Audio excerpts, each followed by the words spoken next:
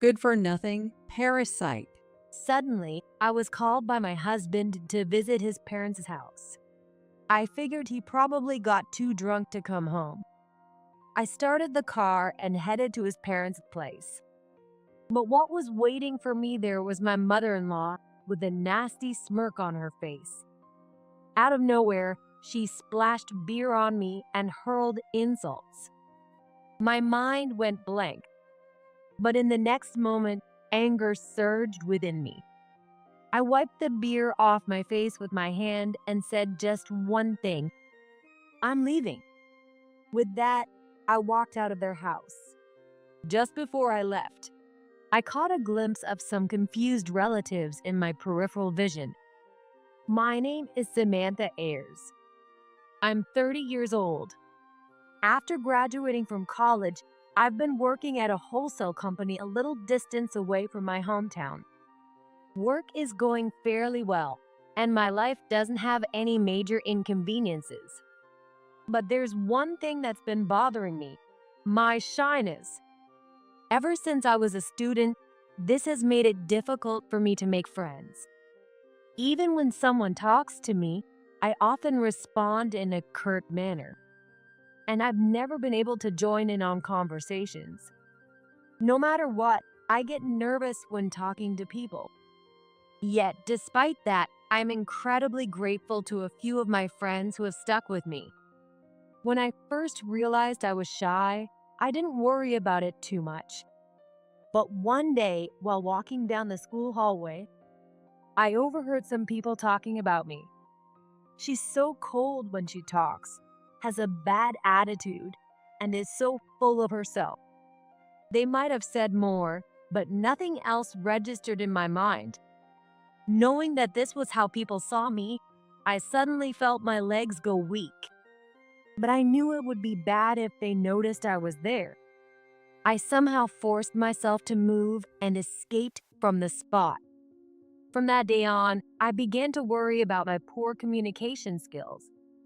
Would I make others uncomfortable and have them talk behind my back again? Before I knew it, my shyness had become a major insecurity. And in the end, it didn't change even after I became an adult. When I left my hometown for a job, I also had to part ways with my friends I had spent so much time with. We kept in touch, but not being able to see them in person and spending so much time alone made me feel lonely. It was frustrating to realize that even though I wasn't good at talking to people, I still craved connection. The more I thought about it, the more I despised how selfish I seemed. But when I got my job, I thought maybe I could change that part of myself. Unfortunately, reality wasn't so kind.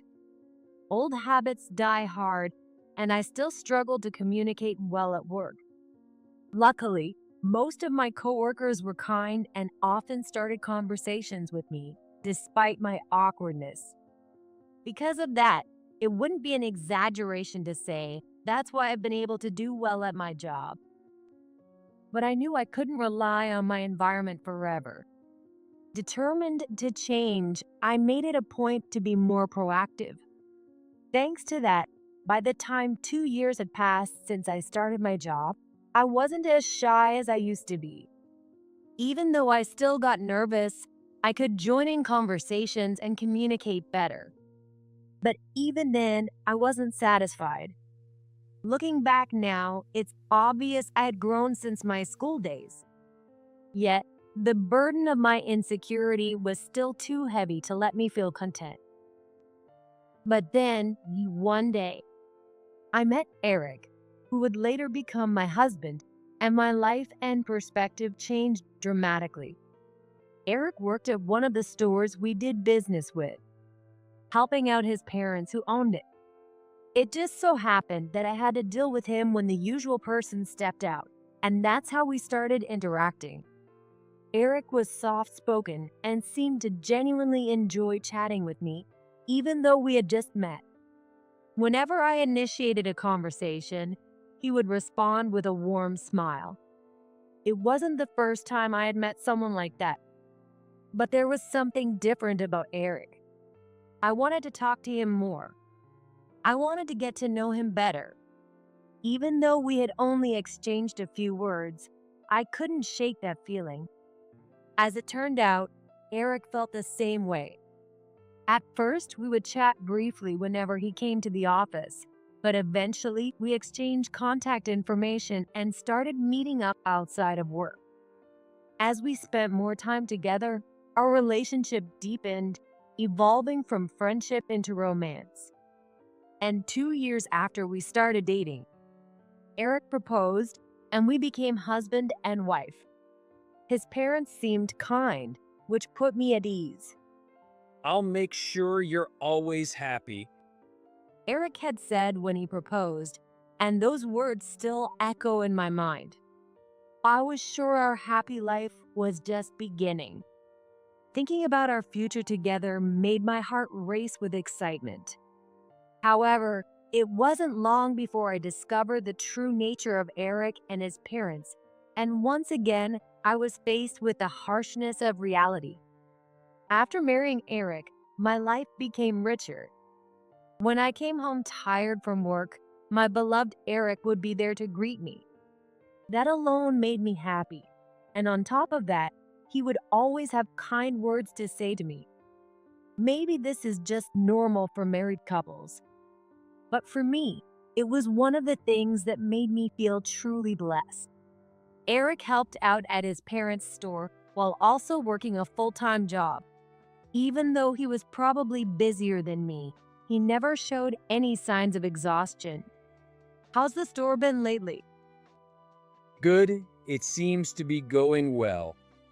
When should I come help next? Well, let's see. I felt bad that Eric was the only one helping out at his parents' store. So I started going there more often to lend a hand. You don't need to worry about that. My father-in-law initially told me, but gradually they started relying on me more.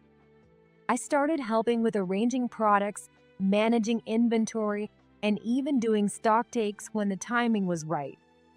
It was clear from our conversations that Eric and his parents cared deeply about the store, and I was glad to contribute in any way I could.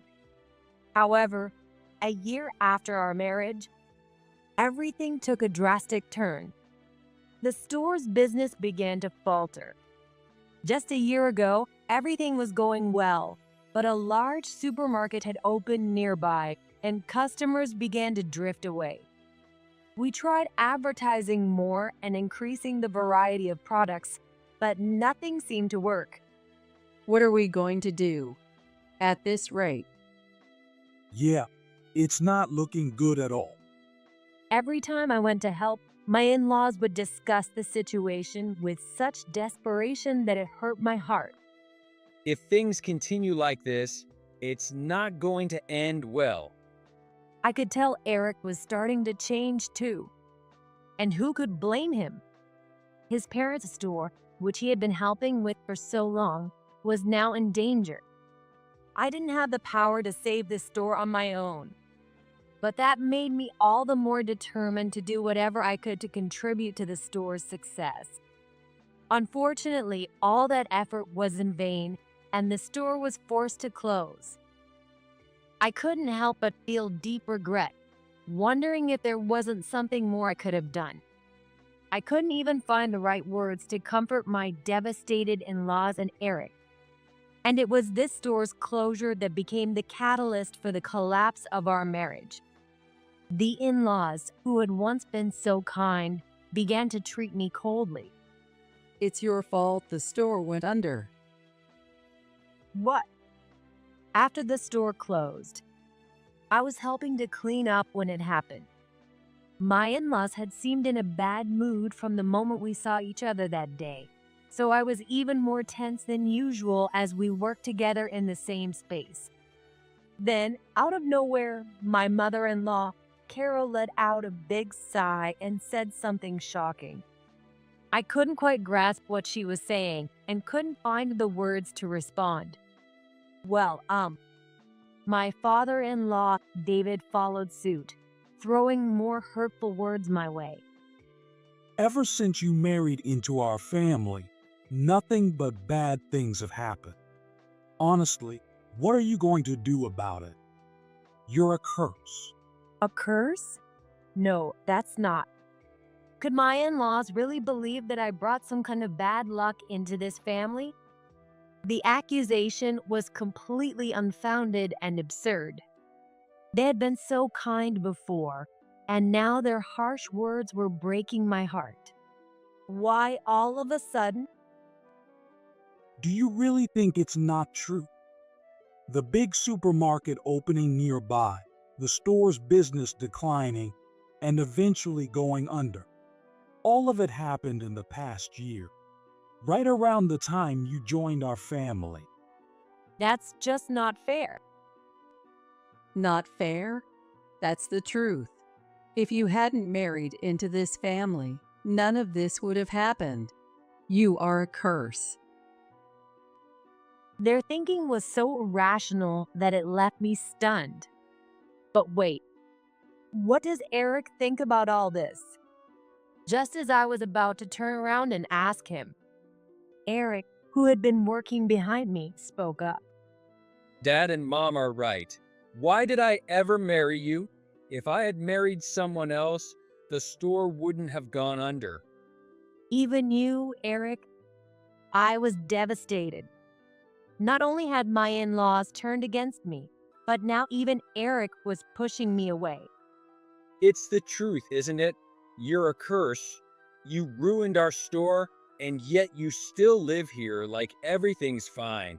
Have you even thought about how we feel? Eric's expression was colder than I had ever seen. As if to support his words, my in-laws kept piling on.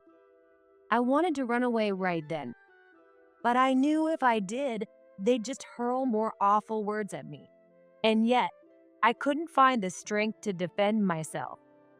I was paralyzed, unable to do anything but stand there. From that moment on, everything changed. Eric and my in-laws' attitudes towards me became noticeably harsher. When I came home from work, Eric was no longer there to greet me with a smile. The kind words, the cheerful conversations about our day, those were all gone. Hey, dinner. Hurry up. I'm sorry, I'll get it ready right away. This is exactly why you're useless. Eric would throw cold looks and harsh words at me before turning back to the TV. It was clear that our relationship would never return to what it once was. And even if it could, who knows how many years it would take. With his words hanging in the air, I began preparing dinner. My in-laws started visiting our home more frequently, either because they had nothing to do after the store closed or simply to torment me. Honestly, having them over so often was difficult to handle. Whenever they visited, it was only to make snide remarks about me. You really are plain looking, aren't you? It's embarrassing to have someone like you as a daughter-in-law. Eric, why did you ever choose her? Who knows? I don't even remember anymore. Listening to them talk, I felt more sadness than anger. If Eric truly couldn't remember why he chose me, it must mean he's lost all interest in me. Not remembering. Isn't that a bit harsh? You don't really think it's that bad, do you? Oh, you caught me. Their insults kept coming, and it was obvious they were speaking loudly enough for me to hear on purpose. Feeling humiliated, I once tried to interrupt them. If you feel that way, should we just get a divorce? I felt humiliated and even tried to interject. But the response I got was something I never expected. Divorce? There's no way we'd let you do that. Right, Carol? Exactly. A divorce would look terrible to everyone. And what if Eric ends up suffering because of it? You couldn't take responsibility for that, could you? My in-laws cornered me with their stern faces, and I couldn't say a word. I glanced over at Eric, but it seemed he felt the same way. He didn't object, just watched his parents. I regretted bringing up the idea of divorce since I didn't have the courage to actually go through with it. So, I ended up spending my days in a state of confusion and frustration. About 6 months passed living like that. Then, my father-in-law fell ill and had to be hospitalized. For Eric and his parents, this too was somehow my fault. Just like with the store's closure, they seemed eager to place the blame on me. Of course, you're a curse. Who would have thought David would end up in the hospital? He's been healthy all his life until you came along. You've ruined everything. What are you going to do about it? Can you take responsibility? It was true that I was sad and worried about David's illness. But to blame me for it was utterly unreasonable. Even if you say that, I don't know what to do. We're the ones who don't know what to do. This is all just. What a mess. Carol dramatically held her head in her hands and let out a deep sigh. Don't make things any harder on Mom and Dad. So, it's my fault? Of course it is. Eric glared at me just like his mom did. Why did Eric ever want to marry me? Being constantly accused like this made me question my own worth. Oh, I know. Why don't you pay for David's hospital bills? We don't have any money, thanks to someone causing the store to close. Oh, of course. We both work, so it's the least we can do. I'm really sorry about this. It's all her fault. It's fine, Eric. You don't need to apologize for her. Without even giving me a chance to speak, it was decided that we would cover the hospital bills from our household funds. I understood that my in-laws were going through a hard time, and I didn't mind paying the bills. But I couldn't help but feel uneasy that they didn't ask me about it, not even once.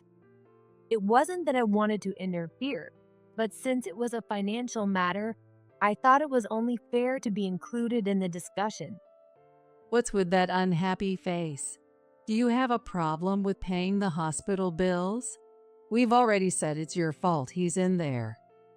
Honestly, shouldn't you have been the one to offer to pay in the first place? Mom's right.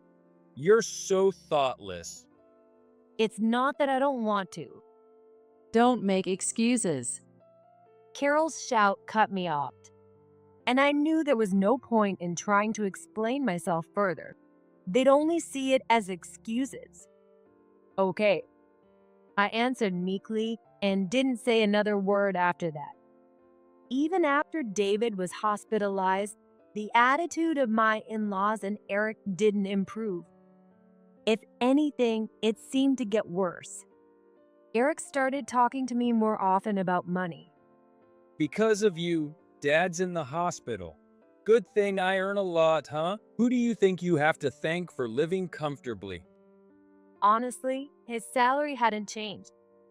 In fact, I actually earned a bit more than Eric. Despite this, Eric was under the delusion that he made more money than I did, and he only became more harsh with me. I had tried telling him the truth and even showed him my pay stubs.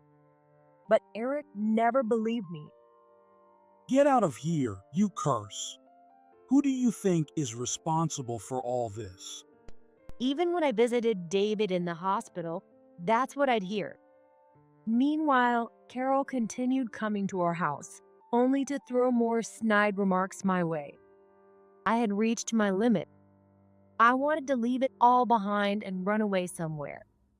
Then, unexpectedly, a turning point came. It was about 3 months after David had been hospitalized. That day, Eric had gone to his parents' house early in the morning, and I was enjoying a rare moment of peace alone. But around noon, I got a call from Eric. Hey, come over here now. From his voice, it was clear he was quite drunk. I gave a brief reply and drove over to his parents' house. When I arrived and rang the doorbell, Carol answered with an unusually cheerful expression. Oh, you finally made it. She had clearly been drinking heavily. The smell of sake was unmistakable. She ushered me inside, and as I expected, Eric was there, thoroughly drunk, along with a large group of relatives I barely recognized, people you'd only see at weddings and funerals. We got in the mood to drink, so I invited everyone over. Hey, Samantha, you're here. Get us some water. Hurry up. I had just arrived at my in-laws' house and was still trying to grasp the situation when Carol, wearing a malicious grin, approached me. She was holding a glass in her hand. Then she said, Good for nothing, parasite. and threw the beer in her glass all over me. My mind went blank. The smell of beer that clung to me made it clear what had just happened. Feels good. Mom, what are you doing? The next moment, anger surged through me. I wiped the beer off my face with my hand and said, I'm leaving. I left the houses without looking back. Just before stepping out, I caught a glimpse of some bewildered relatives in the corner of my eye, but I didn't have the energy to care. I went home and immediately started packing to return to my parents' house. Every time I saw the beer-soaked clothes I had tossed aside, the scene at my in-laws' house replayed in my mind. I didn't have much to pack, so I finished quickly. I could have left for my parents' house right away, but I wanted to face Eric one last time. So I waited for him to return. About an hour after I had left his parents' house, Eric came rushing in out of breath. Hey, what the hell is going on? Why did you just walk out like that? Walked out suddenly? You seriously don't understand that I left because your mom threw beer at me? She was just joking around. There's no reason to get so mad about it. Joking around? You think it's something that can be brushed off like that? If he had apologized even once here, maybe I could have calmed down a little.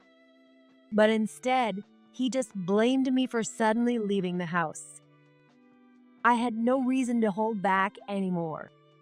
Of course, that's the case. What do you mean, of course? I'm done with this. I want a divorce. I've reached my limit. What? You can't just say something like that out of the blue. Shouldn't we at least talk this through? Talk it through? It's too late for that. You're just going to gang up on me with your mom and blame me for everything, aren't you? Here's the divorce papers. I've already signed my part, so you can fill in yours and submit it. With that, I pulled the divorce papers from my bag and thrust them at Eric. You actually went and prepared divorce papers? Yeah, I'm serious about this. Isn't it normal to have divorce papers ready when you've made up your mind? So, I'm leaving the rest to you. Hey, I pushed the divorce papers into Eric's hands and walked out of the house. I could hear him shouting behind me, but I ignored it completely. Then I headed to my parents' house. Why didn't you talk to us sooner? When I finally told my parents everything, I could tell my mom was angry, even over the phone. Her concern, combined with the guilt I felt for not confiding in them sooner, made me burst into tears. I drove for a few hours and finally arrived at my childhood home. When I rang the doorbell, my worried-looking parents greeted me. The moment I saw their faces, all the strength drained from my body, and I collapsed to the floor. It hit me just how much I had missed their support. Parents really are amazing, and I felt that truth deeply. The next day, I felt much calmer. I had already explained the situation to my workplace and was granted some time off. I knew I needed to rest and recover quickly so I could get back to work. That was my plan. I've made plenty of food, so feel free to have seconds if you want. Yeah, thanks. The day I returned home, I had no appetite and couldn't even sit down for a meal with my family. But this morning, the breakfast my mom had made tasted especially comforting. Wow, you're eating well.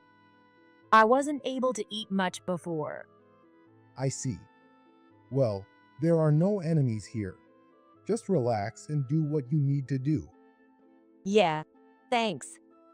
My dad was right. Here, there wasn't anyone who would make me feel like an outsider. Now, I wouldn't have to deal with any more snide remarks or nasty attitudes.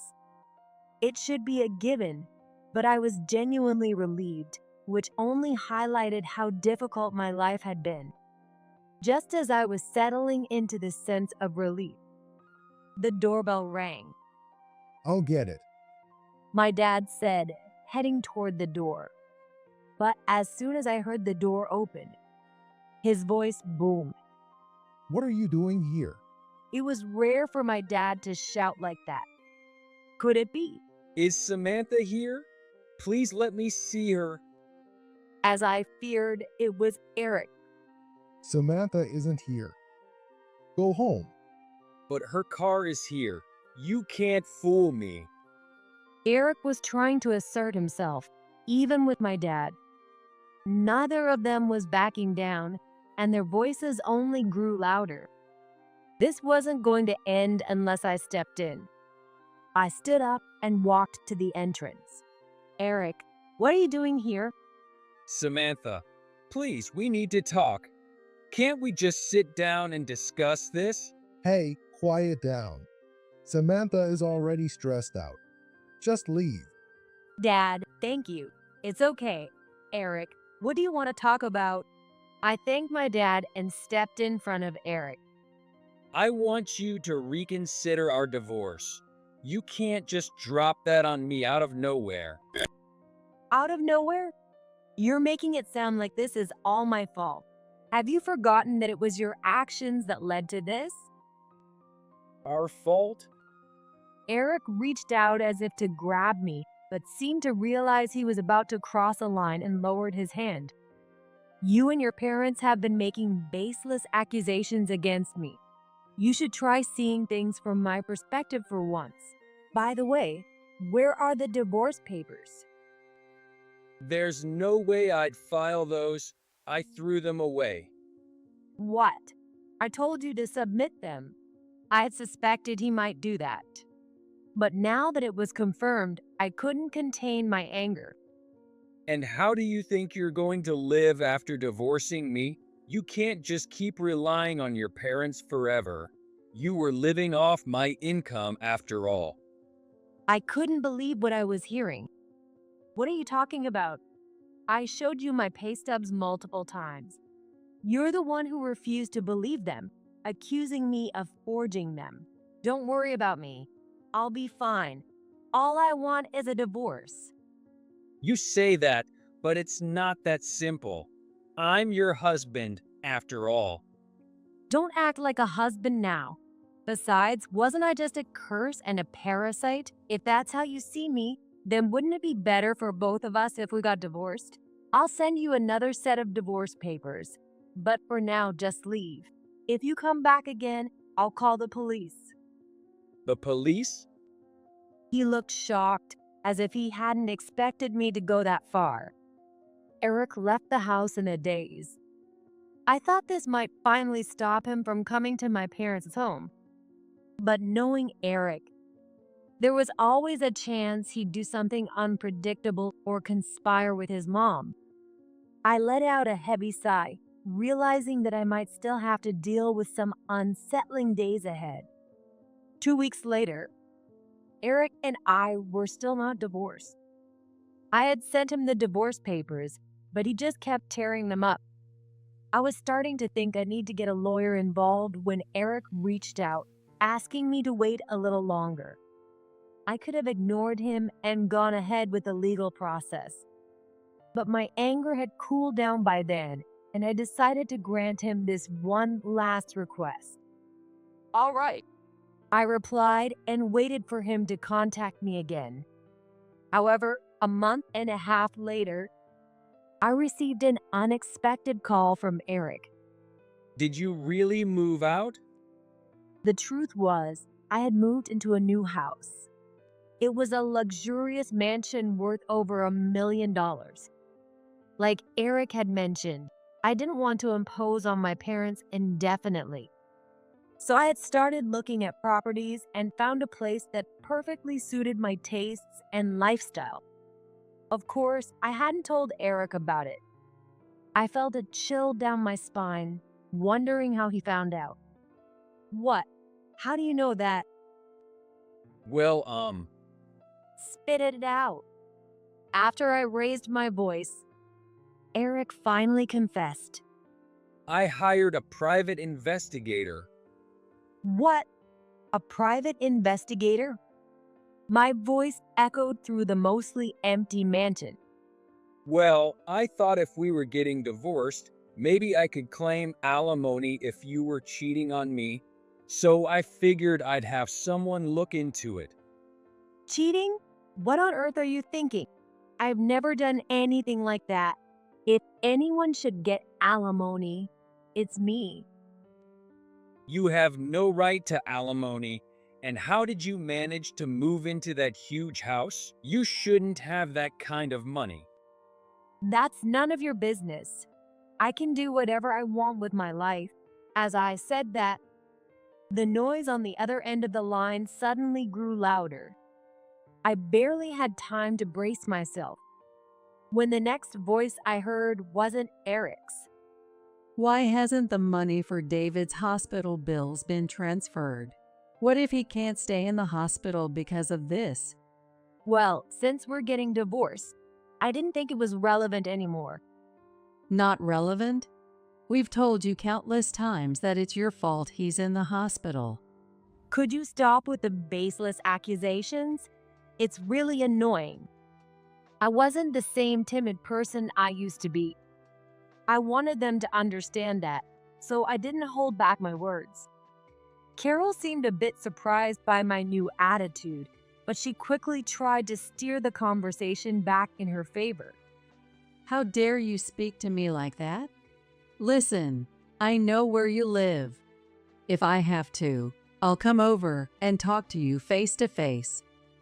Oh, you want to come to the house? Sure, go ahead. You already know where I live anyway. I realized there was no point in continuing this conversation over the phone. It wouldn't lead anywhere.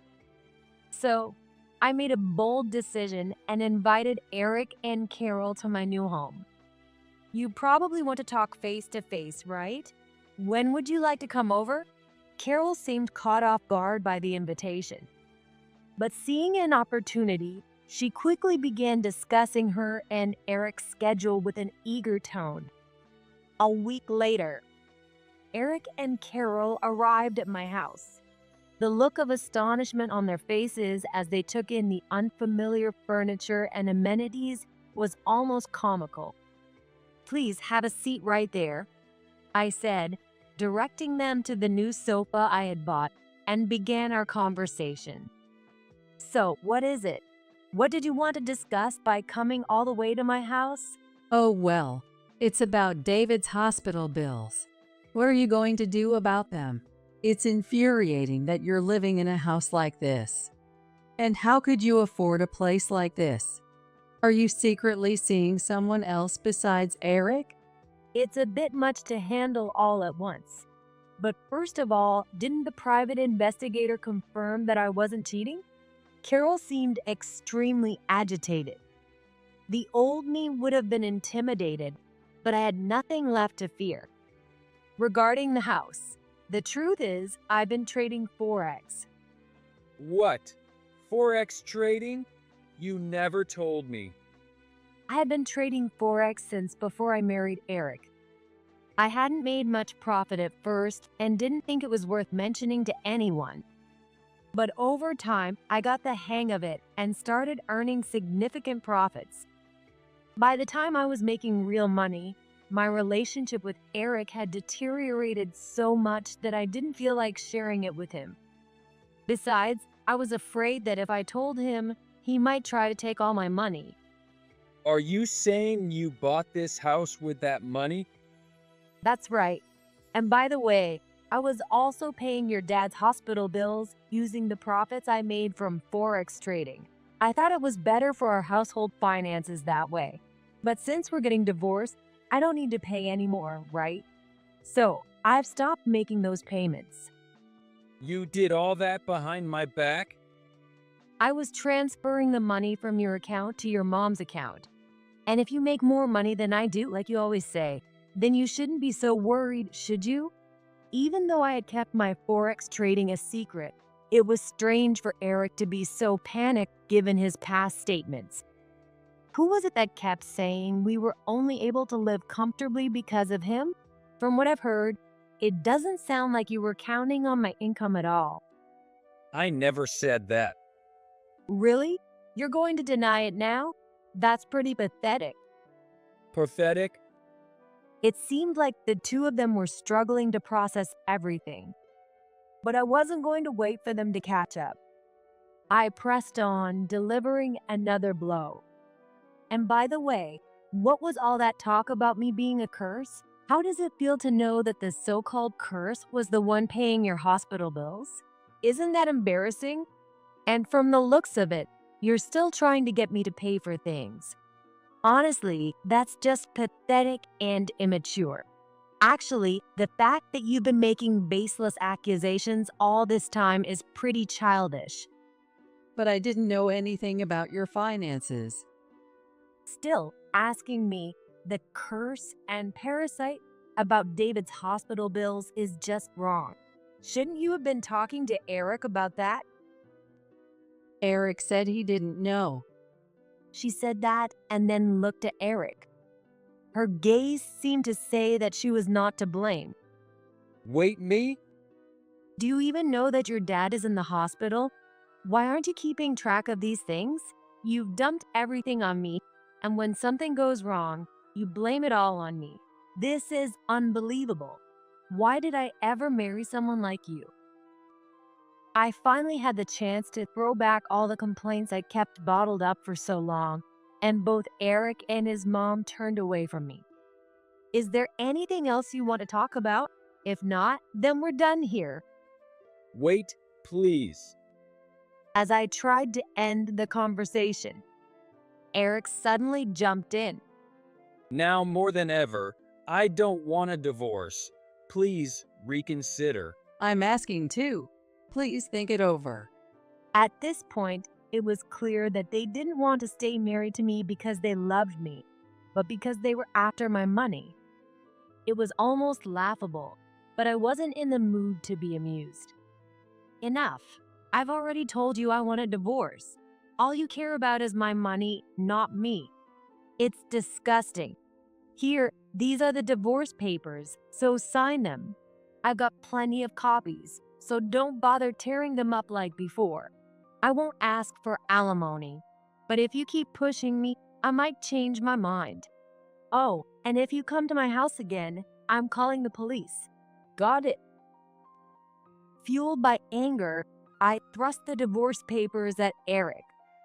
Realizing that I wasn't going to change my mind, Eric finally signed the papers and left with his mom. It felt so satisfying.